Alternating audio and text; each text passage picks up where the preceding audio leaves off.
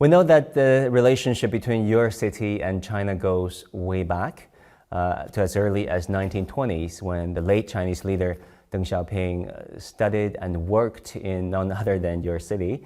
It's called a work-study program, working in the evenings in steel mills and the like to pay for his studies in the day.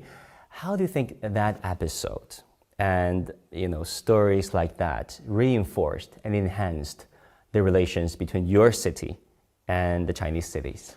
Tout d'abord, il y a un fait historique, c'est que Li Shizeng était à Montargis, avait, avec le maire de Montargis, préparé cette proposition travail-études, et il y a eu une réponse côté chinois qui s'est probablement construite en même temps. Il y a eu d'autres villes en France, on parle de Lyon notamment, qui ont accueilli beaucoup d'étudiants, et ça s'est fait d'une manière très, à mon avis, c'est tombé comme ça, et puis c'est un heureux hasard, comme on appelle ça en France, et finalement après, comme ces 300 ou 400 Chinois qui sont passés à Montargis ont laissé une empreinte.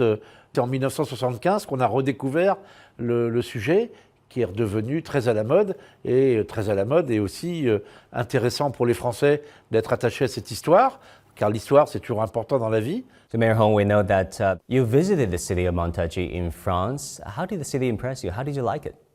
觉得这个城市跟中国有这种特殊的渊源关系特别跟我们湖州双方接轨之后我们双方的互访也非常频繁。这个去年5月份呢，我是第一次去蒙达尔济市，去了之后呢，也确实感触很深。这个历史上中法青年曾经在两国友谊的长卷上呢，留下了浓墨重彩的一笔。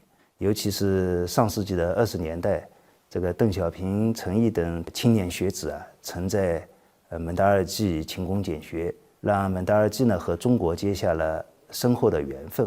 La rencontre de Ruzhou et de Montargis, c'est une rencontre un peu improbable. D'une petite ville à l'époque, Ruzhou n'était pas la grande ville qu'elle est devenue, puisque à l'époque, le président Xi Jinping n'était pas passé par Ruzhou pour déclarer l'intérêt environnemental et le développement de l'environnement et du loisir autour de Ruzhou. Ça a été très vite. On a revu la ville il y a quelques jours et c'est prodigieux. Tout ce qui a été fait, on a été vraiment étonnés.